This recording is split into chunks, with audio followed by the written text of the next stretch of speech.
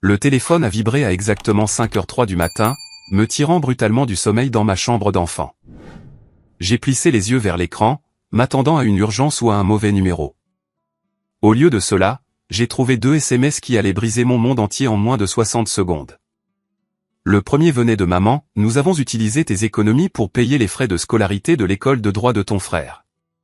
Tu remettras l'argent avant janvier.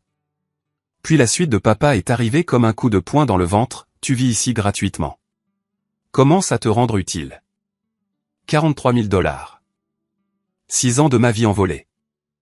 J'ai fixé l'écran du téléphone jusqu'à ce que les mots brûlent mes rétines, mon cerveau refusant de traiter ce que je venais de lire. 43 217 $. Chaque centime que j'avais gratté depuis mes 20 ans. Travailler 60 heures par semaine chez Thomson Electronics pendant que mes amis faisaient la fête à la fac. Chaque dîner sauté, chaque rendez-vous annulé, chaque fois que j'avais choisi des nouilles instantanées plutôt qu'un repas décent. Mes mains tremblaient alors que j'ouvrais mon application bancaire, priant pour que ce soit une blague cruelle. L'écran s'est chargé lentement, chaque seconde s'étirant en éternité. Solde du compte, 437 $. Mon compte d'épargne, celui que j'avais alimenté religieusement pendant 6 ans, montrait un retrait daté d'hier après-midi, 42 780 $, virement électronique, autorisé par le titulaire du compte. Mais je n'avais rien autorisé du tout. Je me suis assis sur le bord de mon lit en fixant le poster délavé de Superman que je n'avais jamais pris la peine d'enlever et j'ai senti quelque chose se briser en moi. Pas seulement de la déception ou de la colère, mais quelque chose de plus profond. La confiance, peut-être. Le fondement de tout ce que je croyais sur la famille, sur l'équité, sur le travail acharné et l'économie pour ses rêves. Mon téléphone a vibré à nouveau. Jake, mon frère de 24 ans, l'enfant doré qui avait traversé son diplôme de premier cycle à Yale pendant que je travaillais dans le commerce de détail pour aider à payer ses dépenses. Merci, frérot. Ça signifie tout pour moi. Je te rembourserai après mon diplôme et quand j'aurai décroché un poste dans un grand cabinet. Promis. Le ton décontracté, les points d'exclamation, la supposition que je me contenterais de me coucher et d'accepter ce vol. Parce que c'était ça, n'est-ce pas? Du vol. Ils avaient pris mon argent sans demander, sans en discuter, sans même avoir la décence de me réveiller et d'expliquer. Je me suis dirigé vers mon bureau, un truc en aggloméré bon marché que j'avais acheté dans un vide-grenier quand j'avais 19 ans. Posé dessus se trouvait un dossier manille que j'espérais ne jamais avoir à utiliser. À l'intérieur se trouvaient des relevés bancaires, des emails imprimés et des notes manuscrites, la documentation de chaque transaction suspecte, chaque fois que mes parents avaient demandé mes informations de compte pour des raisons fiscales. Chaque cas où de l'argent avait mystérieusement bougé à mon insu. Parce que ce n'était pas la première fois. En ouvrant le dossier, j'ai trouvé les preuves que je collectais depuis 2 ans. De petits retraits au début, 50 $ par-ci, 100 par-là, toujours avec des explications. Réparation de voiture d'urgence où ta grand-mère avait besoin de médicaments où on remettra ça la semaine prochaine. Mais ils n'ont jamais remis ça. Les retraits étaient devenus plus importants et plus fréquents et j'avais commencé à garder une trace. La transaction suspecte la plus ancienne remontait à 18 mois. 2 000 $ retirés un mardi après-midi alors que j'étais au travail. Quand j'avais posé des questions à ce sujet, maman avait prétendu que c'était pour les manuels scolaires de Jake. 1 500 $ pour des manuels semblaient excessifs, mais je lui faisais confiance. Confiance. Ce mot semblait toxique maintenant. J'ai feuilleté page après page de preuves. Des relevés de cartes de crédit montrant des frais que je n'avais jamais faits. Des demandes de prêt avec mon numéro de sécurité sociale que je n'avais jamais signé. Des relevés bancaires montrant des transferts entre des comptes dont j'ignorais l'existence. Ils me volaient systématiquement, et j'avais été trop naïf, trop confiant, trop désespéré de croire en la loyauté familiale pour le voir clairement. Mon téléphone a sonné. La photo de contact de papa, une photo de Noël dernier où il souriait et tenait une bière. J'ai laissé aller sur la messagerie vocale, puis écouté le message. Perry, il faut qu'on parle. Descends quand tu auras ce message et calme ton attitude. Nous sommes une famille et la famille s'entraide. L'avenir de ton frère dépend de cette éducation et tu es égoïste. Rappelle-moi. Égoïste. J'étais égoïste de vouloir garder l'argent que j'avais gagné, économisé et pour lequel je m'étais sacrifié. L'avenir de Jake était plus important que le mien parce qu'il était l'intelligent, celui avec du potentiel, celui qui n'avait jamais travaillé un jour dans le commerce de détail ou la restauration. J'avais moi-même prévu de faire des études supérieures, peut-être un MBA ou une maîtrise en informatique.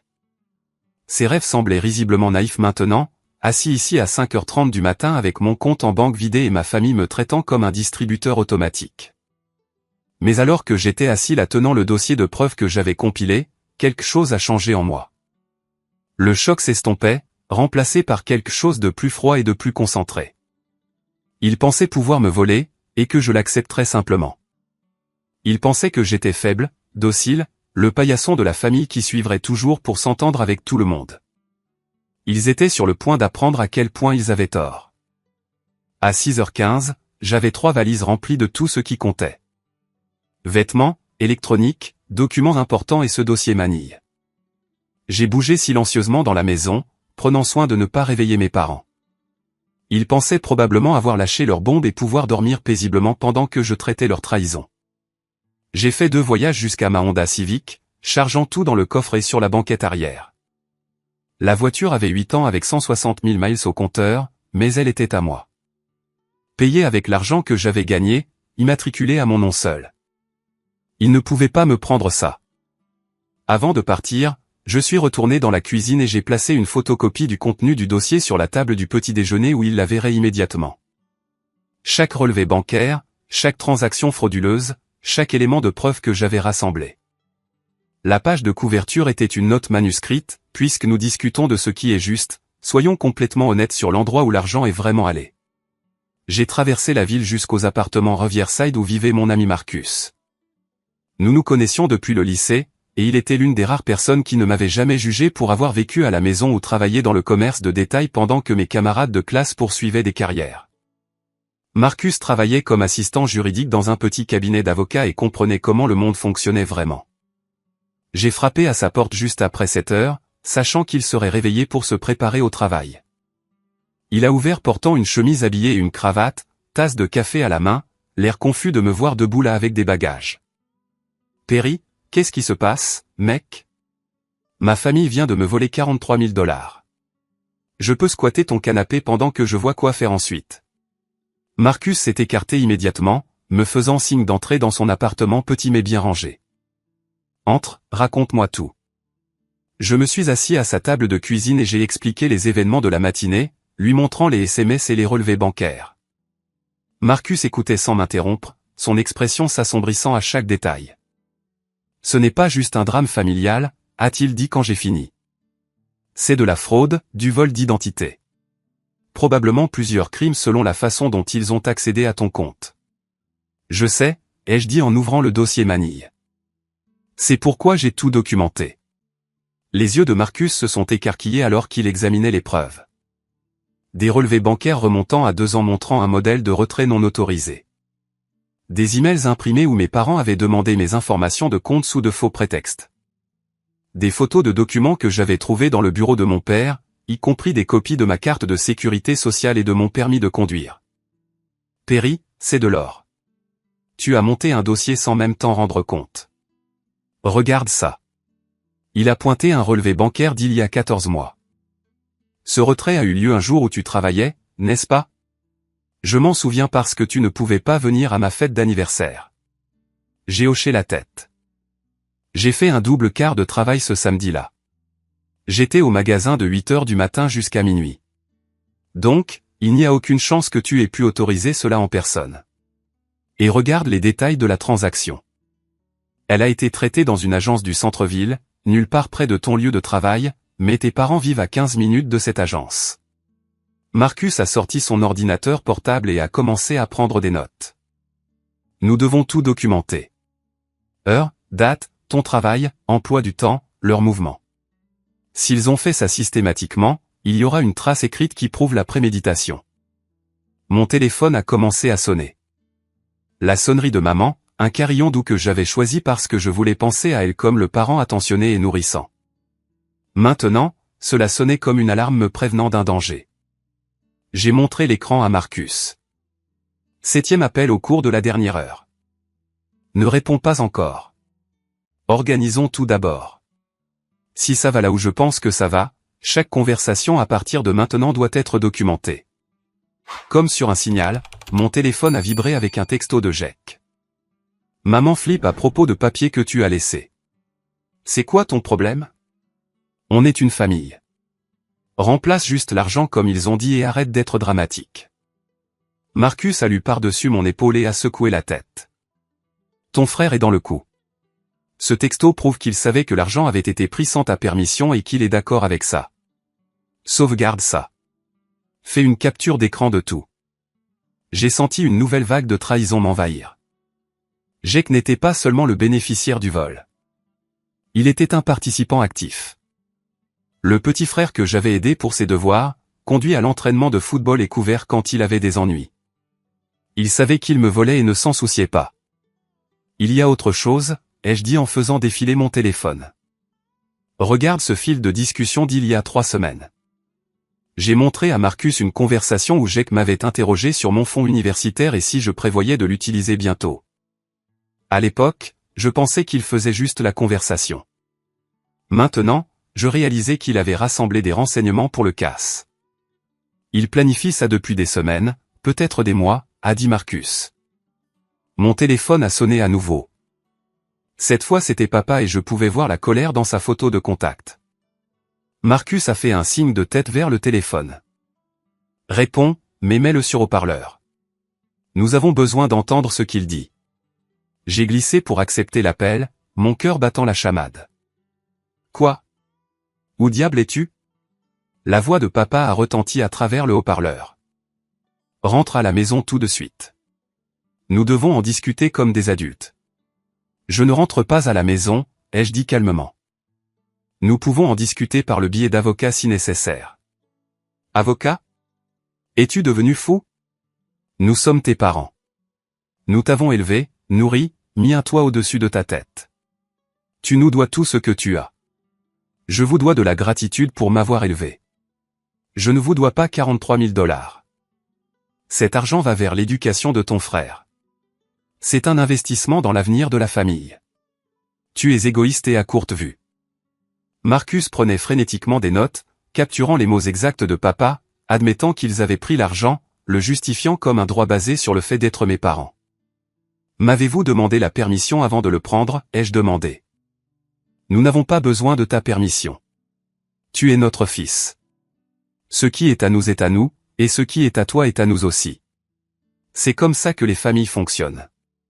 Alors nous avons des définitions très différentes de la famille, ai-je dit et j'ai mis fin à l'appel.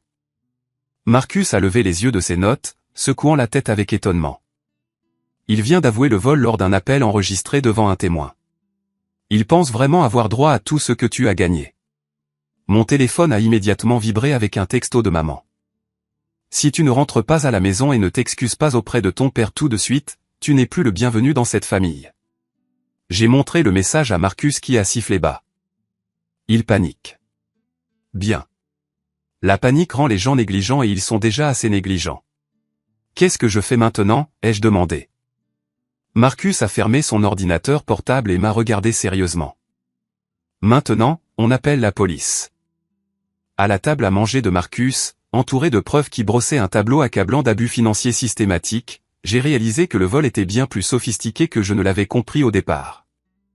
Marcus avait étalé 2 ans de relevés bancaires par ordre chronologique, et le schéma était indubitable. Regarde cette progression, a dit Marcus en pointant des entrées surlignées. Ils ont commencé petits. 50 $ par-ci, 100 par-là. Testant pour voir si tu remarquerais. Quand tu n'as pas fait d'histoire, ils sont devenus plus audacieux. Les premiers retraits avaient été dispersés, irréguliers. Mais à partir d'il y a environ 8 mois, ils ont développé un rythme. Toutes les quelques semaines comme une horloge. Toujours les jours où je faisais de longs quarts de travail, toujours depuis des agences que je ne visitais jamais. Voici ce qui m'inquiète vraiment, a continué Marcus en sortant un rapport de crédit qu'il m'avait aidé à demander en ligne. Regarde ces comptes que tu n'as jamais ouverts. 3 cartes de crédit, un prêt personnel, une ligne de crédit liée à ce qui semblait être une entreprise que je n'avais jamais lancée. Tous ouverts en utilisant mon numéro de sécurité sociale. Tous avec mes parents listés comme utilisateurs autorisés. La dette totale qu'ils ont accumulée en ton nom dépasse les 87 000 $. Marcus a dit, l'argent qu'ils ont volé de tes économies n'est que la pointe de l'iceberg. Je me suis senti physiquement malade. Comment est-ce possible? N'ont-ils pas besoin de ma signature pour ce genre de choses? Ils devraient, mais s'ils ont accès à tes informations personnelles et s'ils sont bons pour forger des signatures. Marcus s'est tu, sortant un autre document. Regarde cette demande de prêt. Est-ce que cette signature ressemble à la tienne? C'était proche. Inconfortablement proche. Quelqu'un s'était entraîné à copier mon écriture, étudiant la façon dont je formais les lettres, la pression que j'appliquais, l'espacement entre les mots. Mon téléphone a sonné à nouveau. Jake, cette fois. J'ai répondu immédiatement et l'ai mis sur haut-parleur.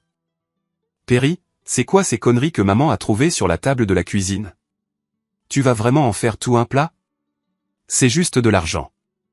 Je te rembourserai quand je serai avocat. Quand exactement cela sera-t-il, Jake? Et combien d'intérêts prévois-tu de payer sur un prêt de 87 000 $? 87 000?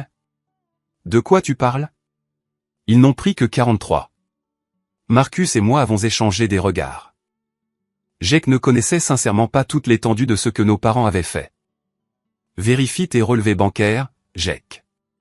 Regarde d'où viennent tes paiements de scolarité depuis 2 ans. Ce n'était pas juste ce virement unique. Il y eut une longue pause. Je pouvais entendre taper en arrière-plan. Probablement Jake se connectant à son compte étudiant. C'est impossible. Maman a dit qu'ils avaient économisé pour mon éducation. Ils ont économisé en me volant systématiquement pendant 2 ans, ai-je dit, et ils ont utilisé mon identité pour ouvrir des comptes de crédit pour couvrir le reste. Je regarde des prêts que je n'ai jamais signés, des cartes de crédit que je n'ai jamais demandées, une dette qui va détruire ma cote de crédit. Perry, je ne savais pas. Je jure que je ne savais pas que c'était si grave. Je pensais qu'ils avaient juste utilisé ton compte d'épargne pour les frais de scolarité de ce semestre. Mais tu savais qu'ils utilisaient mes économies sans demander. Une autre pause. Ouais, mais ils ont dit que tu avais accepté. Ils ont dit que tu m'aidais comme cadeau de fin d'études. Quand est-ce que j'ai accepté ça, Jake? Quand avons-nous eu cette conversation? Silence à l'autre bout. Jake réalisait qu'on lui avait menti aussi, manipulé pour être complice d'un crime qu'il n'avait pas entièrement compris. Qu'est-ce que tu vas faire? A-t-il demandé doucement. Je vais déposer un rapport de police pour vol d'identité et fraude. Je vais contacter chaque créancier avec qui ils ont ouvert des comptes et contester les frais. Et je vais m'assurer qu'ils fassent face aux conséquences de ce qu'ils ont fait. Perry, ce sont nos parents. Nos parents sont des criminels, Jake. Et si tu as sciemment bénéficié de l'argent qu'ils ont volé, tu pourrais être complice. J'ai mis fin à l'appel et regardé Marcus, qui hochait la tête avec approbation. Bien. Tu les obliges à affronter la réalité. Plus de loyauté familiale les protégeant des conséquences de leurs actes. Mon téléphone s'est immédiatement allumé avec des textos. Maman, comment oses-tu menacer ton propre frère? Papa, tu détruis cette famille pour de l'argent. Jake, s'il te plaît, ne fais pas ça. Réglons ça en privé. Ils veulent régler ça en privé parce qu'ils savent qu'ils sont coupables, a dit Marcus. Si c'était légitime, ils seraient heureux d'impliquer des parties extérieures pour faire la médiation. Le fait qu'ils paniquent à propos de l'implication de la police te dit tout ce que tu as besoin de savoir. Marcus a ouvert le site web du service de police local. Le vol d'identité est un crime fédéral. La fraude bancaire est un crime fédéral. Les montants en dollars impliqués en font une affaire criminelle majeure. Ce ne sont pas de petites erreurs. Ce sont des délits criminels graves.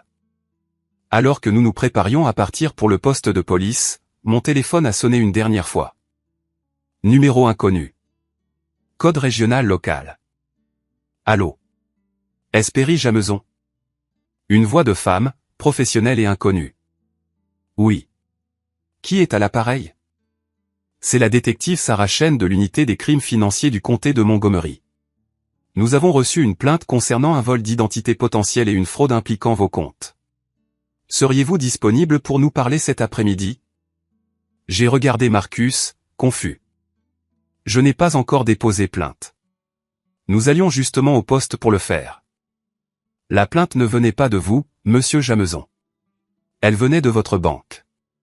Lorsque des modèles de vol d'identité à grande échelle sont détectés, les institutions financières sont tenues de les signaler aux forces de l'ordre. Sur la base de l'activité dans vos comptes, cette enquête est en cours depuis plusieurs semaines. Marcus m'a saisi le bras, les yeux écarquillés. Il surveille tes parents, a-t-il chuchoté. Détective Chen, j'ai une documentation complète sur l'activité frauduleuse impliquant mes comptes. Quand pouvons-nous nous rencontrer? Est-ce que 14 h cet après-midi vous conviendrait à vous et monsieur Jameson? Ne contactez aucune des parties impliquées avant que nous ayons parlé. Cette enquête implique plusieurs victimes potentielles, et nous ne voulons pas compromettre notre capacité à rassembler des preuves. Plusieurs victimes. Mes parents ne m'avaient pas seulement volé moi. Ils avaient mené une opération plus large, et je n'étais qu'une cible parmi d'autres. Après avoir raccroché, je me suis assis dans le salon de Marcus en essayant de traiter ce qui se passait. En moins de 12 heures, ma compréhension de ma famille avait été complètement brisée. Non seulement il m'avait volé, mais il faisait apparemment partie d'une opération de crime financier assez importante pour attirer l'attention fédérale.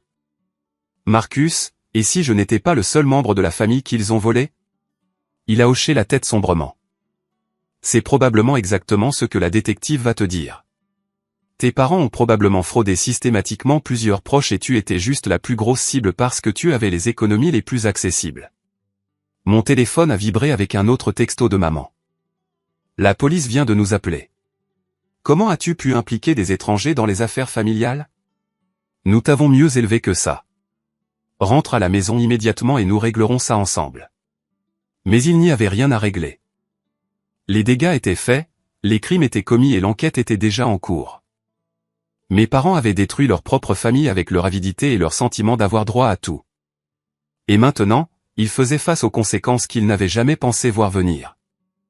Le récit de l'enfant doré, la hiérarchie familiale, l'attente que je serais toujours le fils docile qui se sacrifiait pour le bénéfice de tous les autres, tout cela s'effondrait. Et pour la première fois depuis la lecture de ces SMS à 5 h du matin, j'ai ressenti autre chose que de la trahison et de la colère. Je me sentais libre. Le bureau de la détective Chen était situé dans un bâtiment gouvernemental stérile qui sentait le désinfectant et la déception. Elle était plus jeune que je ne l'avais prévu, peut-être au début de la trentaine, avec des yeux perçants qui semblaient cataloguer chaque détail alors qu'elle examinait mon dossier de preuves. Vous avez vu, monsieur Jameson? Je dois dire que c'est l'une des documentations les plus complètes que j'ai vues de la part d'une victime. La plupart des gens ne réalisent pas qu'ils sont systématiquement fraudés avant qu'il ne soit trop tard pour rassembler ce genre de preuves. Je savais que quelque chose n'allait pas, ai-je dit. Je ne savais juste pas à quel point jusqu'à ce matin. La détective Chen a étalé mes relevés bancaires sur son bureau à côté de ce qui semblait être un dossier beaucoup plus épais. Ce dont nous sommes sur le point de discuter ne peut pas quitter cette pièce tant que l'enquête n'est pas terminée. Comprenez-vous? J'ai hoché la tête. Vos parents dirigent ce que nous appelons un réseau de fraude familiale depuis au moins 3 ans. Ils ont systématiquement volé plusieurs proches en utilisant des tactiques similaires. Vol d'identité, signature falsifiée, accès non autorisé au compte. Le montant total que nous avons identifié jusqu'à présent dépasse 200 000 $. 200 000 $? Je me sentais étourdi. Qui d'autre, ai-je demandé. Votre grand-mère Eleanor Jameson, votre oncle Tom et sa femme Suzanne, votre cousine Rachel. Tous des membres de la famille âgés ou confiants qui ont donné à vos parents accès à leurs informations personnelles à des fins soi-disant légitimes. La détective Chen a sorti une chronologie qui ressemblait à une opération militaire. Ils ont été très systématiques. Ils ciblent les membres de la famille qui ont des économies mais ne sont pas financièrement sophistiqués. Ils obtiennent l'accès par des demandes légitimes comme l'aide aux impôts ou la mise en place de services bancaires en ligne. Ensuite, ils augmentent progressivement le vol. Combien ont-ils volé à ma grand-mère? 47 000 $ sur 2 ans. Ces paiements de sécurité sociale étaient redirigés vers un compte contrôlé par votre mère. Votre grand-mère vit avec environ 300 $ par mois alors que votre mère disait à la famille qu'elle s'en sortait bien financièrement. J'ai pensé à la dernière fois que j'avais vu grand-mère Eleanor. Elle semblait plus mince, ses vêtements un peu usés, mais elle avait insisté sur le fait que tout était merveilleux quand j'avais demandé si elle avait besoin de quelque chose. J'avais proposé d'aider pour les courses ou les factures, mais elle m'avait repoussé en disant que mes parents prenaient grand soin d'elle. Ils volaient sa sécurité sociale tout en la laissant vivre dans la pauvreté. Monsieur Jameson, il y a autre chose. Nous pensons que vos parents prévoyaient d'intensifier considérablement leur opération. La détective Chen m'a montré des documents que je n'avais jamais vus auparavant. Demande d'hypothèque, papier de prêt commercial, tous portant des versions falsifiées de ma signature. Ils étaient en train d'obtenir une deuxième hypothèque sur la maison familiale en utilisant vos revenus comme garantie. Ils avaient également demandé un prêt commercial pour démarrer une société de conseil avec vous listé comme emprunteur principal. Si ces demandes avaient été approuvées, vous auriez été responsable de plus de 300 000 $ de dettes que vous n'aviez jamais acceptées. Pourquoi me cibler spécifiquement pour les montants les plus importants? Vous aviez la meilleure cote de crédit et l'historique d'emploi le plus stable parmi leurs victimes potentielles. Ils vous préparaient comme leur source principale pour une fraude majeure. Le vol de vos économies n'était probablement qu'un test pour des stratagèmes beaucoup plus grands. Mon téléphone n'avait cessé de vibrer pendant notre conversation. Texto après texto de mes parents et de Jake devenant de plus en plus frénétique alors qu'ils réalisaient que je ne répondais pas. La détective Chen l'a remarqué.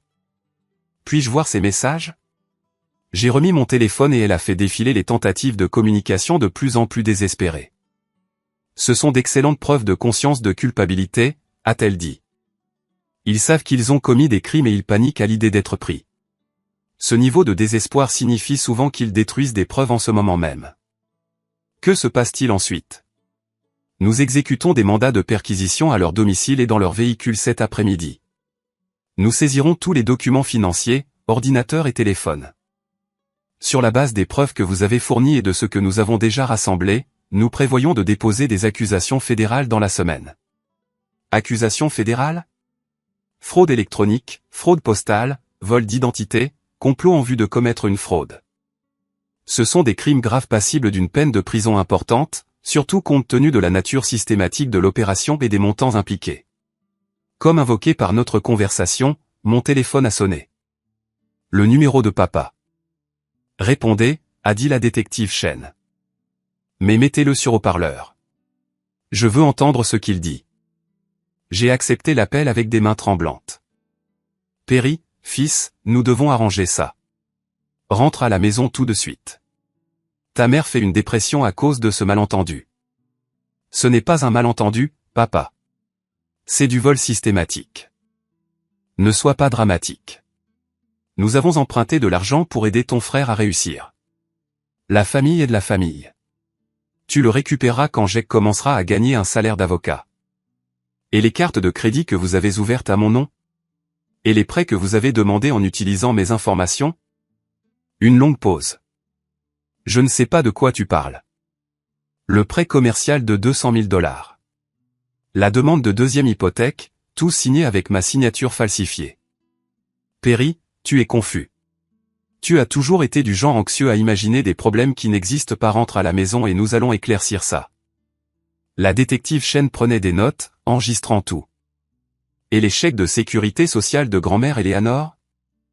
Ta grand-mère nous a demandé d'aider à gérer ses finances. Elle vieillit, elle n'est plus aussi vive qu'avant.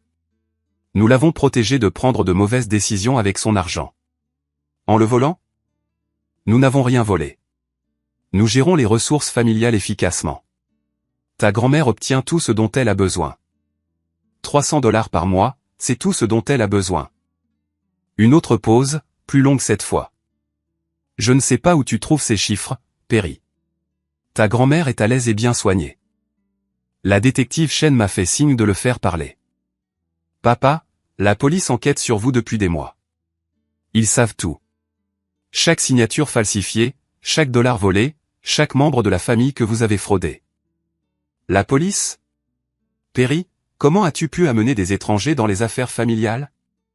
Nous t'avons mieux élevé que ça. Quels que soient les problèmes que nous avons, nous les résolvons ensemble en famille. Les criminels ne sont pas de la famille, ai-je dit. Ce sont des criminels. J'ai raccroché et regardé la détective Chen, qui souriait sombrement. Mon téléphone a immédiatement explosé d'appels et de SMS.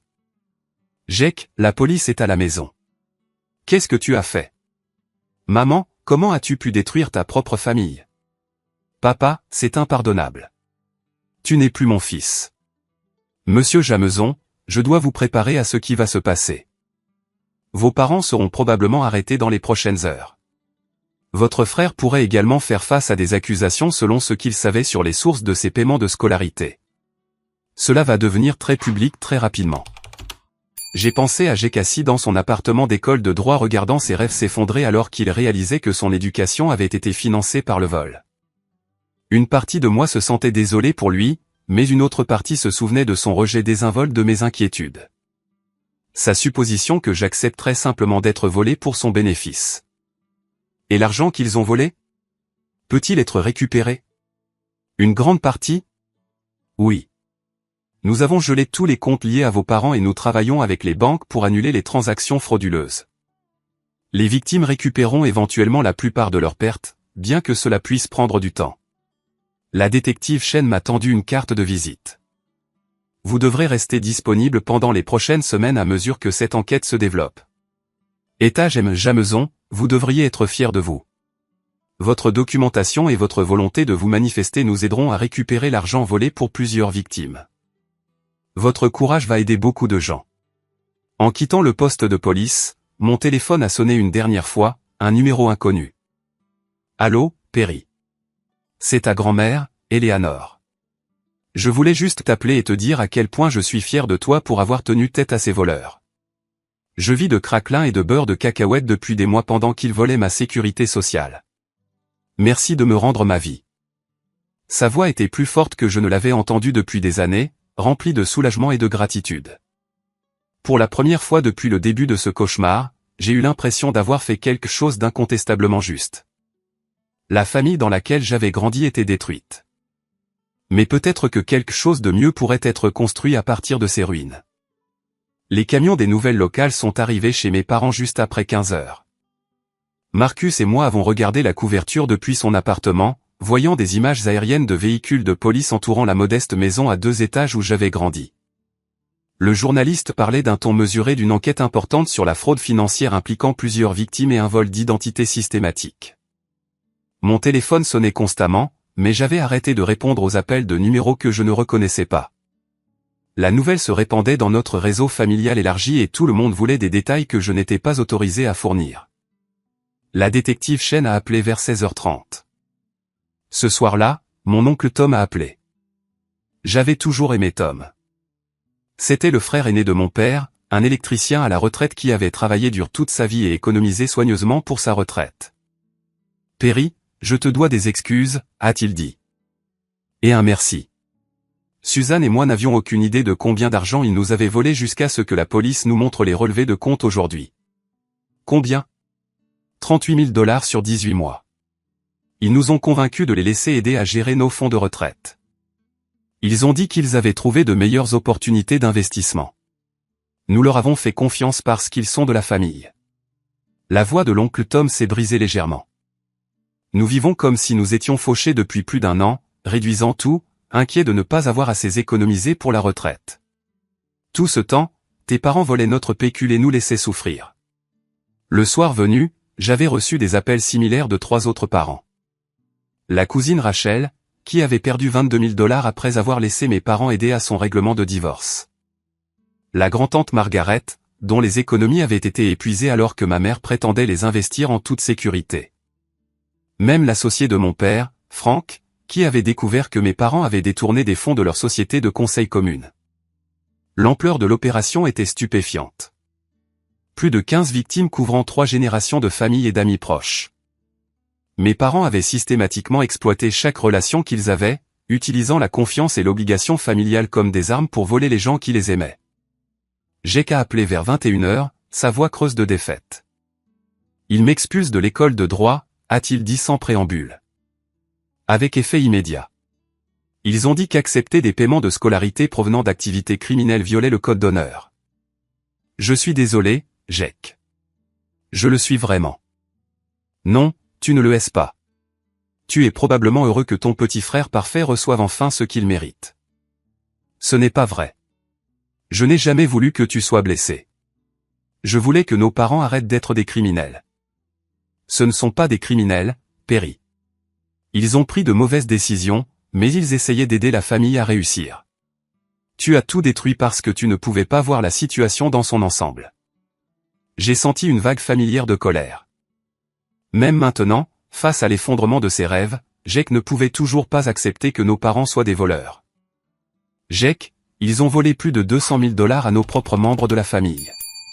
Ils ont laissé grand-mère Eleanor vivre avec 300 $ par mois pendant qu'ils volaient sa sécurité sociale. Ils ont forgé ma signature sur des demandes de prêt qui m'auraient laissé avec des centaines de milliers de dettes. Je n'ai jamais accepté ça. Ce ne sont pas de mauvaises décisions. Ce sont des crimes. Tu aurais pu gérer ça en privé.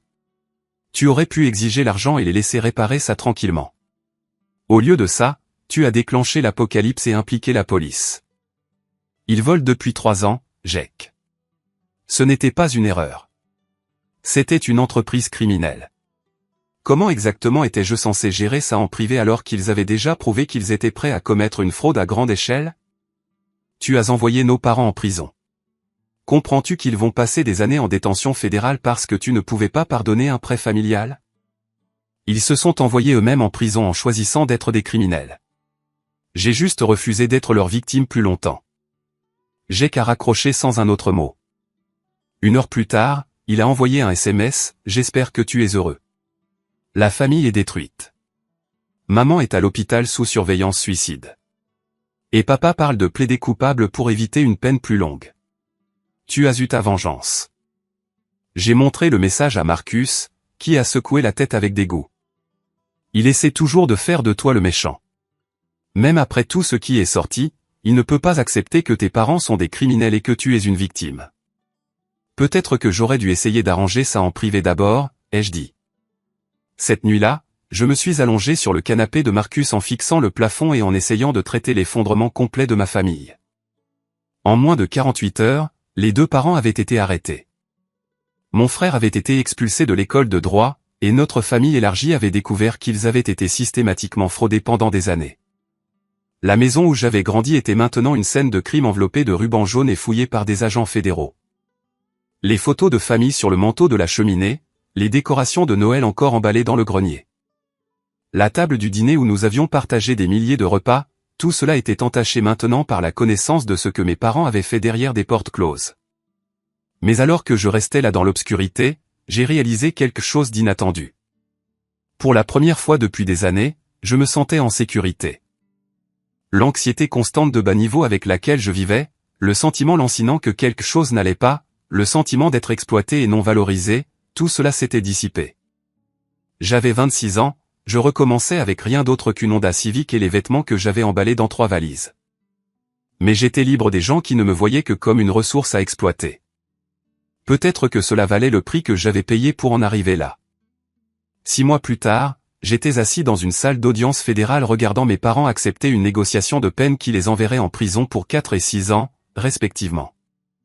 Maman a eu la peine la plus courte en échange de sa coopération avec les enquêteurs et de son aide pour récupérer les actifs volés cachés dans divers comptes. Papa, qui avait été l'architecte principal du stratagème, purgerait le terme le plus long.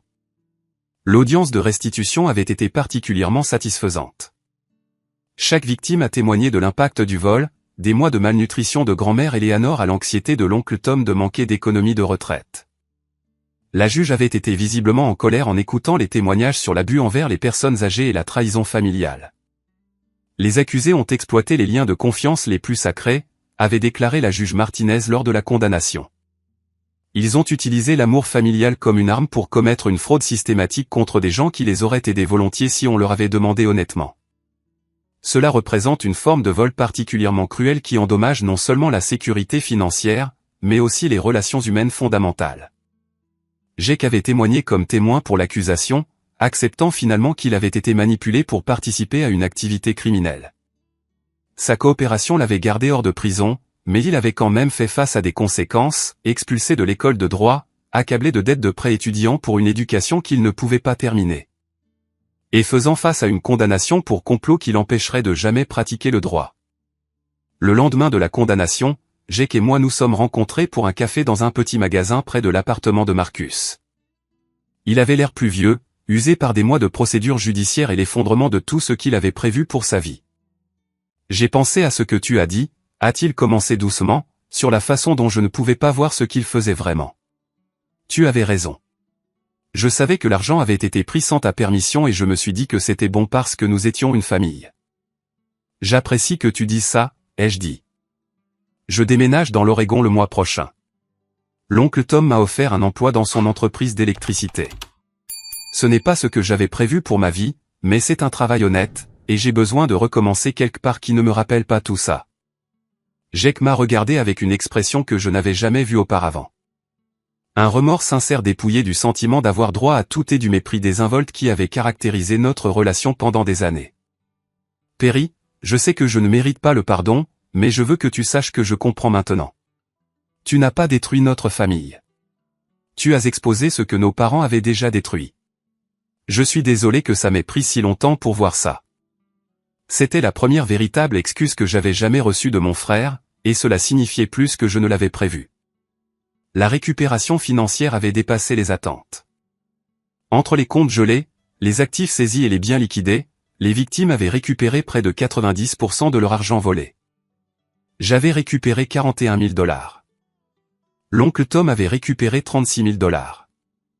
Et les paiements de sécurité sociale de grand-mère Eleanor avaient été restaurés avec des arriérés couvrant toute la période où ils avaient été volés. Mais la véritable transformation de ma vie était venue d'une source inattendue. Au cours de l'enquête, j'avais rencontré plusieurs autres victimes de fraude qui n'étaient pas liées à ma famille, des gens qui avaient été arnaqués par des opérations sophistiquées. Des personnes âgées qui avaient perdu leurs économies au profit de criminels exploitant leur confiance et leur isolement. J'avais commencé à faire du bénévolat auprès d'une organisation à but non lucratif qui aidait les victimes de crimes financiers à naviguer dans le processus de récupération.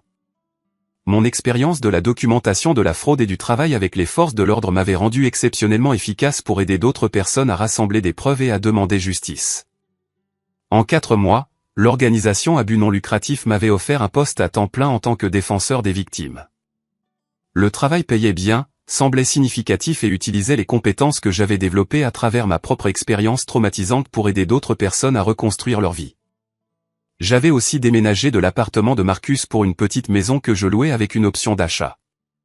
Ce n'était pas grand-chose, un bungalow de 2 chambres construit dans les années 1970, mais c'était à moi. Personne ne pouvait me l'enlever. Personne ne pouvait me voler pendant que je dormais, et personne ne pouvait revendiquer la propriété de mes revenus ou de mes économies. Grand-mère Eleanor était devenue un élément régulier de ma nouvelle vie. Une fois ses finances rétablies, elle avait quitté la résidence pour personnes âgées où mes parents l'avaient entreposée pour un bel appartement plus proche du centre-ville. Nous dînions ensemble 2 fois par semaine et elle était devenue quelque chose comme mon parent de substitution, offrant le soutien inconditionnel et les soins sincères que je n'avais jamais reçus de mes parents biologiques. « Tu sais de quoi je suis la plus fière ?» m'a-t-elle dit un soir alors que nous partagions une pizza et regardions de vieux films. « Tu ne les as pas laissés te rendre amer. Tu as transformé ta douleur en but.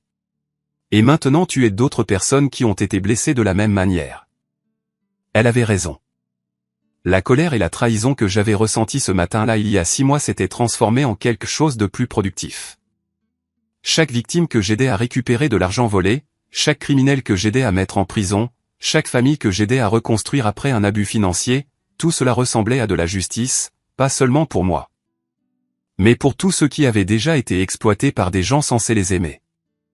Mes parents avaient écrit des lettres de prison demandant pardon et demandant des visites. Je les avais lues, mais je n'avais pas répondu. Peut-être qu'un jour je serais prêt pour cette conversation, mais pas encore. Ils devaient purger leur peine, faire l'expérience de conséquences réelles pour leurs actions et démontrer un changement sincère avant que j'envisage de reconstruire une quelconque relation. Pour l'instant, je me concentrais sur la construction d'une nouvelle vie basée sur l'honnêteté, le respect et un véritable soutien mutuel. La famille dans laquelle j'étais né avait été bâtie sur l'exploitation et la manipulation. La famille que je choisissais de créer serait différente. Alors que j'étais assis dans mon petit salon ce soir-là, entouré de cartes de remerciements de victimes de fraude que j'avais aidées et de photos des gens qui se souciaient vraiment de moi, j'ai réalisé qu'il s'était passé quelque chose de profond. La pire trahison de ma vie m'avait conduit à découvrir mon véritable but et ma communauté authentique. Parfois, les pertes les plus dévastatrices créent de l'espace pour les gains les plus importants. Mes parents avaient volé mon argent, mais ils m'avaient donné par inadvertance quelque chose de bien plus précieux, la connaissance de qui j'étais vraiment et de ce dont j'étais capable quand je refusais d'être une victime.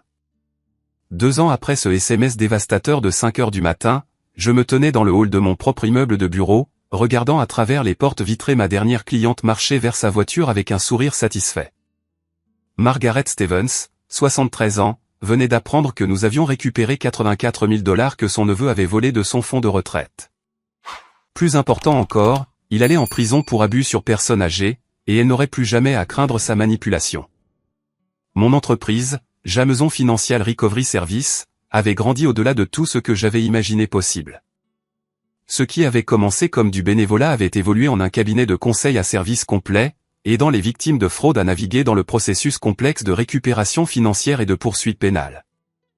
J'employais 6 personnes maintenant, dont 2 anciens agents fédéraux et un examinateur de fraude certifié. Le travail était stimulant et émotionnellement exigeant, mais profondément satisfaisant. Chaque cas me rappelait pourquoi j'avais choisi cette voie.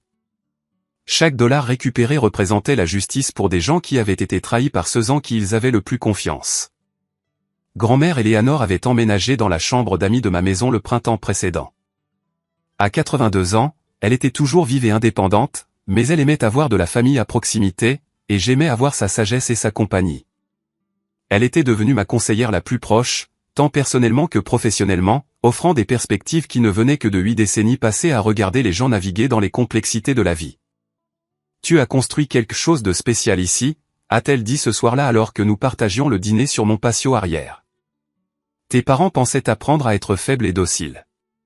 Au lieu de cela, ils t'ont appris à être fort et autonome. Jake avait rendu visite pour la première fois le mois précédent. Il travaillait dans l'Oregon depuis 18 mois, apprenant le travail d'électricien et reconstruisant sa vie $1 honnête à la fois.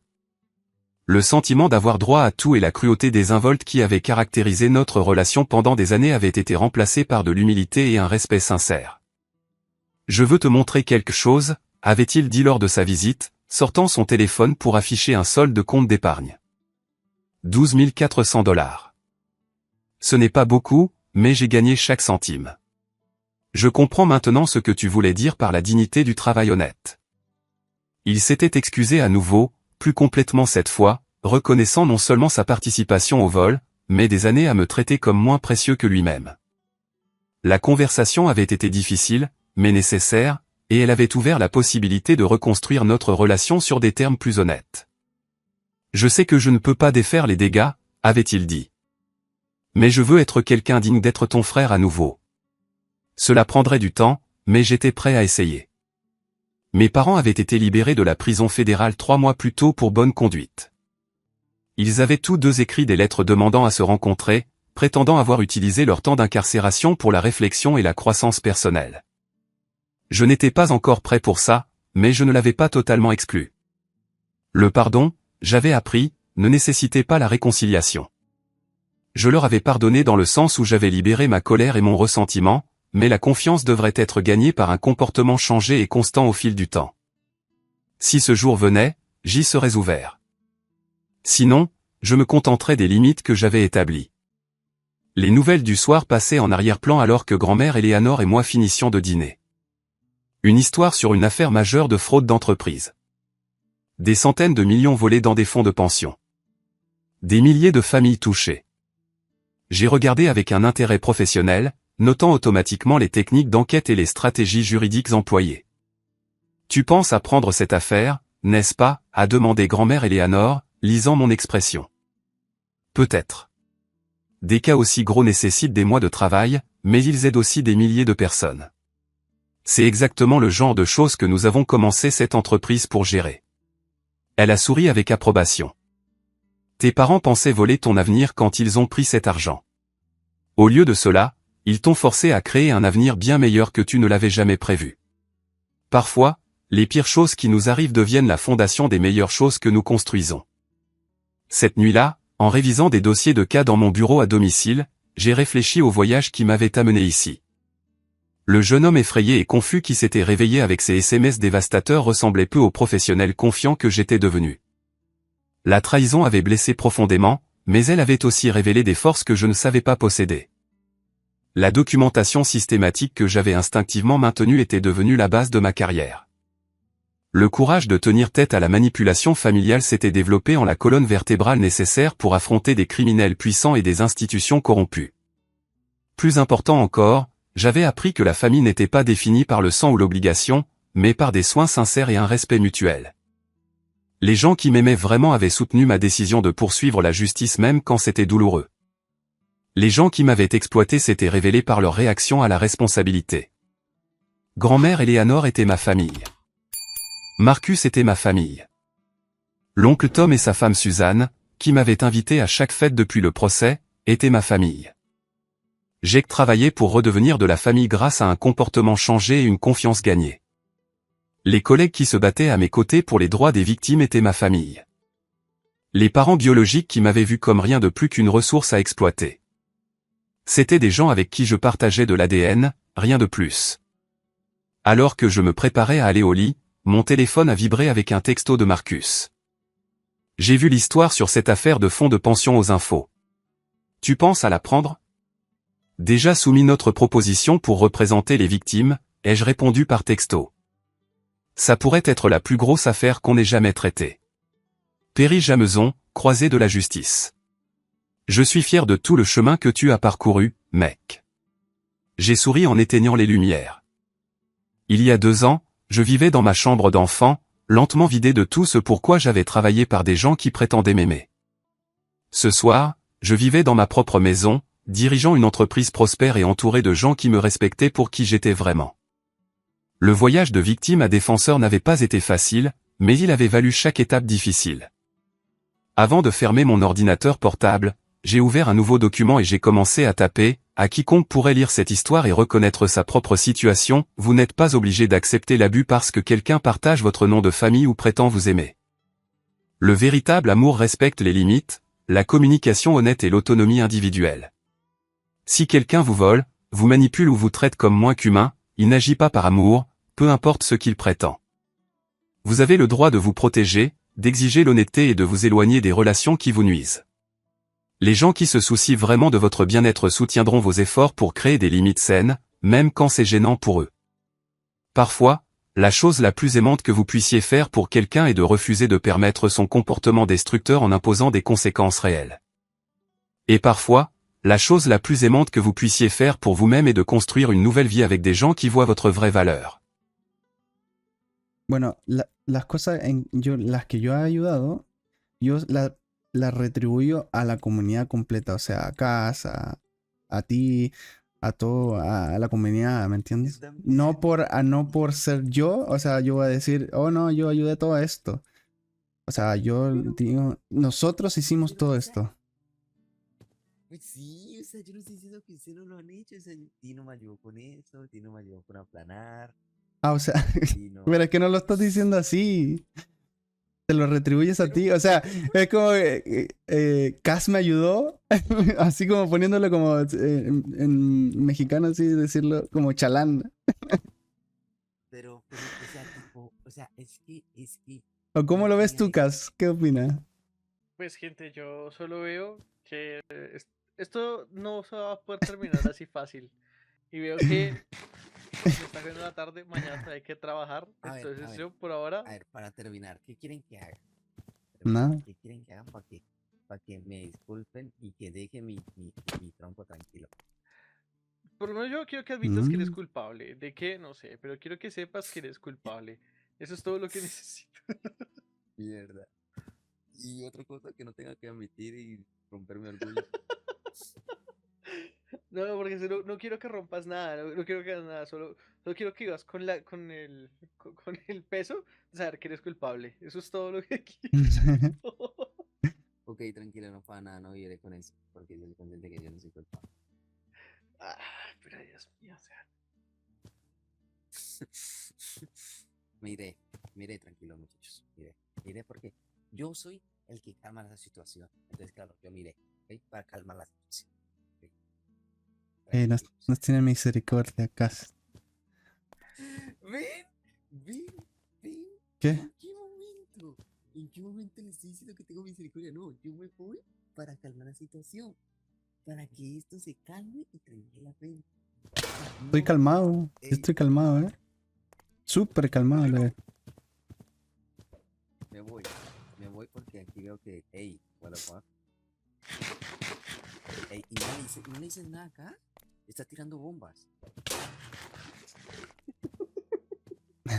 Pero son bombas que no destruyen. Cas, no tiene más bombas. Listo. Tranquilo, yo no le digas nada. Cash, haz lo que quieras. ¿Ok? Haz lo que quieras. ¿Ok? De hecho, de hecho, yo me voy a desnivelar. Yo ya no soy uno de los líderes. Yo de hecho soy el peor. El peor. De ahora en adelante seré el que barre todo. ¿Ok? Es que no somos Gracias. líderes. Eso era todo lo que necesitaba. Nuestro único líder es la God Queen. Listo. Nosotros ¿Cómo somos así guiados los por la líderes? God Queen. Sí, pero No, allá sí no, somos no, líderes. no, no, no vamos a empezar con segundos al mando, no, no. Me largo. Está bien. Yo seré el peor. El peor de la jerarquía. Yo seré el peor. Ok, ok. Vive con eso, Víctor. Eres el peor de la comunidad, Gabe. No pasa nada, tranquilo. Yo sé que ustedes en serio quieren que yo vuelva con ustedes, pero tranquilos. No para nada. Yo por ustedes hago eso. ¿Ok? Ven como soy yo, humilde. Me voy. ¡Ey! ¿Qué me mata? Pero Ah, bueno, yo sí hablo, o sea, ya sí se me está haciendo tarde por irme a dormir. sí, Entonces voy a ir a la sí. casa y ya cualquier cosa hablamos mañana si algo, Dino. Ay, qué lore Descansa. hicimos ahí, No, no, no, ya se peleó todo. ¡Ay, se fue! Ya la comunidad ya está rota. No, Nada, nada, no creo. O sea, yo lo hago de mame, ¿no? sí, sí, sí, no, es que es literalmente por eso. Pero yo le digo humo, no necesito que diga, no necesito que haga nada, que rompa ni un solo bloque, que admita que es culpable. Uy. ¿Qué hora tienes allá, Cas? 2 horas menos que yo. Acá faltan 5 minutos, o sea, faltan 7 minutos para la 1 de la mañana. A ver. Ah, tenemos 1 hora de diferencia. Sí, yo igual, yo tengo las 2, así que yo me voy también. Sí, sí, sí. Me voy Vale, retirando. Dino. Dale, ahí Cualquier a ver cosa estaba si te hablando. conectas mañana, pues hablamos. Dale, dale. Chao, Dale, chao. chau, chau. Vete.